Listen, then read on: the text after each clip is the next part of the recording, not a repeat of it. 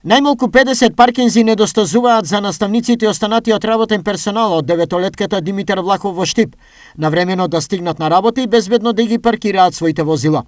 На изглед споредниот проблем се изостри и стигна до петиција, се пожалија наставници до телевизија Стар. Пред 2 години поднесеме петиција од школото да ги подигнат да направат паркинзи за наставниците од школото, ма тоа не се случи 2 години, нема кај да ги паркираме колите. Денеска градоначалникот Иван Јорданов беше запознат со проблемот и изјави. Дефинитивно, сите потреби на нашите сограѓани се наша обврска.